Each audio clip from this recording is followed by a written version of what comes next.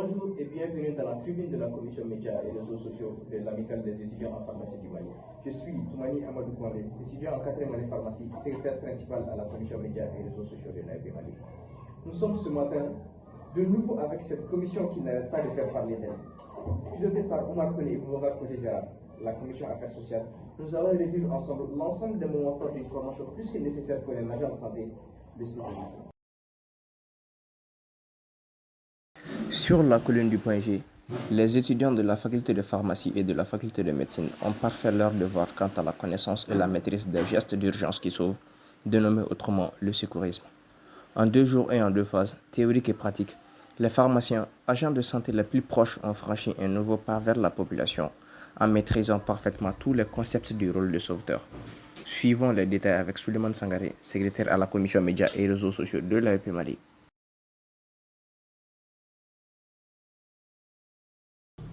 Et faire les 3 C comme vous avez dit. Ensuite, vous devez poser en 4e position des questions à la personne. On dit première question. Avez-vous déjà présenté ce type de malaise? Depuis combien de temps prenez-vous des médicaments? Avez-vous été gravement malade ou récemment hospitalisé? C'est les informations généralement que vous, agent de santé, que vous posez aussi à l'hôpital quand une personne arrive. C'est ce que vous cherchez à savoir.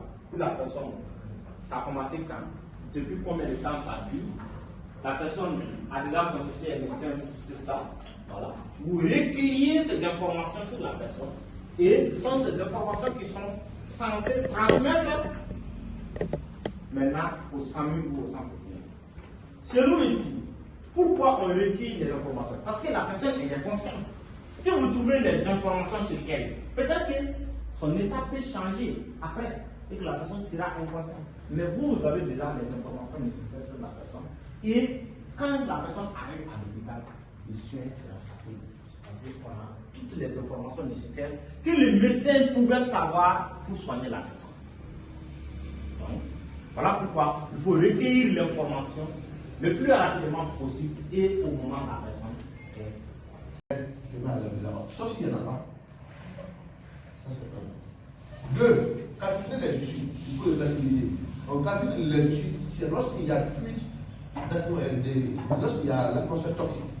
C'est-à-dire qu'il y a fuite d'air dans l'atmosphère, s'il y a des produits irrespirables qui ne sont pas bons pour la santé, on peut demander aux gens de se mettre à l'abri et de calculer les issues. Parce que nos portes en général, lorsqu'on met des portes, si vous regardez vers la porte, vous allez voir qu'il y a un trou en bas. Donc, par ça, il peut y avoir une pénétration qui veut dire que le danger là est dépassé, ou le danger est passé, ou le danger a été sous contrôle. Maintenant, il peut sortir pour aller dans vos affaires. C'est ce que ça veut dire. Donc, ça, c'est un signal contenu de 30 secondes.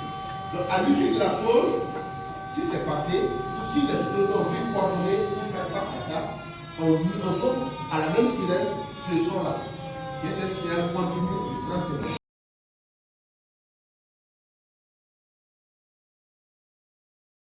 Donc je le bouge à travers la éjaculation.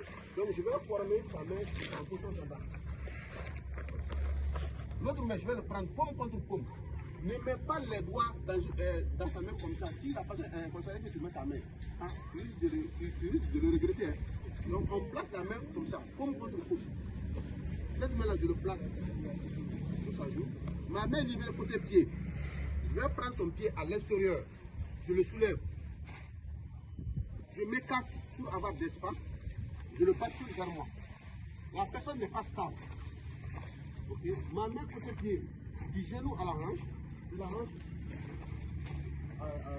à l'épaule, je prends le coude. Donc je vais tirer du poing. Je vais tirer sa main plus fort. Et je vais placer sa main contre ça. Sa main en bas. Ce n'est pas tout. Si je veux, je laisse son pied comme ça. Parce que lorsque les cellules vont le prendre et le mettre sur le brancard, le mettre comme ça. Son pied doit être comme ça. Mais moi, je ne vais pas le prendre. Donc, je vais faire descendre son pied. Donc, ça veut dire que si vous voyez comme ça, ne soyez pas étonné aussi. Donc, je vais descendre son pied. Donc, je vais même ce n'est pas tout. Je vérifie à la dernière minute si la respiration se connaît à respirer. Je mets ma main sur son ventre.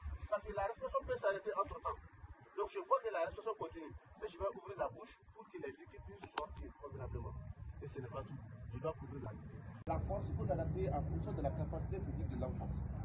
Le talent de la main se place au milieu de ça dans mon peuple. Je me mets au plus près de lui. Si je veux, je mets ma main sur ma cuisse, je peux le mettre sur mon dos. Ce n'est pas essentiel. Donc regardez bien, je suis là. On va commencer. C'est des 30 compressions, 2 occultations. Dans une minute, on doit avoir 100 à 120 compressions à la minute. Sauf que c'est très dur. Ok? 1, 2, 3, 4, 5, 6, 7, 8, 9, 10, 11, 12, 13, 14, 15, 16, 17, 18, 19, 21, 22, 23, 24, 25, 26, 27, 28, 29, 30. À 30 compressions, on fait 2 occultations.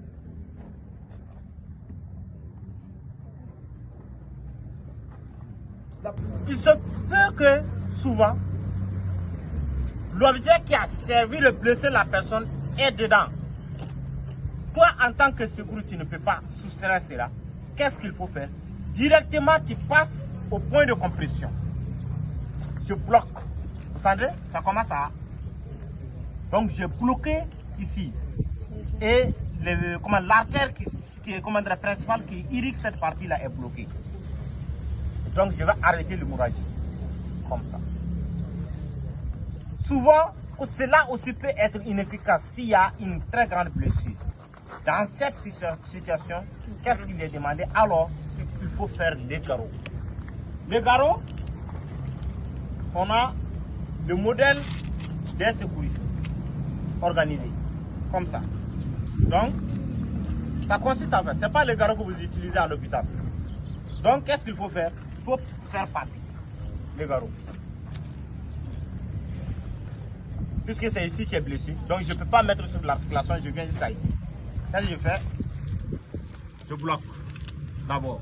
Ensuite, je vais tourner ça jusqu'à ce que ça soit vraiment serré et je bloque. C'est fini.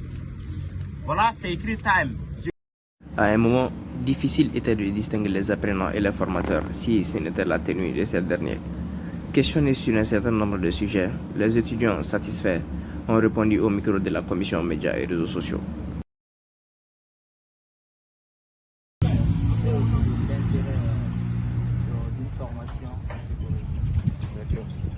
Merci pour la question. D'abord, le secourisme par définition, il y en a plusieurs définitions. Mais pour faire très simple, le secourisme, c'est les premiers soins ou les premiers secours qu'on prodigue à une personne dans le besoin. Ça peut être un cas d'accident, ça peut être un cas de malaise. Donc, toute personne qui est dans le besoin de secours, les premiers soins qu'on prodigue à la personne constitue le secourisme. Donc l'importance du secourisme ne finit jamais parce que l'objectif final c'est de sauver la vie de la personne, d'abord se protéger et protéger les autres, ensuite alerter la sécurité des gens à la vie et empêcher l'aggravation de l'état de la victime et préserver son intégrité physique en attendant l'arrivée des secours. C'est ça en général l'objectif général qu'on demande à tout un chacun de pouvoir prodiguer lorsque la personne a affaire à un cas d'accident ou à une personne malade. La formation fait nécessairement. On a appris à comment arrêter une hémorragie, comment réanimer une personne qui est inconsciente et puis comment gérer un cas d'essoufflement, quelqu'un qui arrête quelque chose. Juste comme ça, il y a beaucoup de choses. Je dirais aux étudiants, aux agents de santé et ainsi qu'à tout étudiant et personne lambda de la population que le secouriste a un vrai métier qui consiste non seulement à la protection des étudiants, des personnes, des civils et à leur propre protection. Secourir les personnes en danger, les assister en cas de saignement, en cas d'accident. Je suis ravi aussi de la participation de tout un chacun dans la réalité de cette personne. Tout le monde sait, je n'ai pas dépensé pour rien. Donc franchement, je suis ravi de la participation et j'espère qu'il y aura d'autres solutions. On félicite d'abord les formateurs pour le courage et pour la connaissance partagée, ainsi que les personnes qui ont eu le courage de venir s'inscrire, parce que le fait de s'inscrire à cette formation va te permettre tantôt de sauver, des vies. AEP Mali.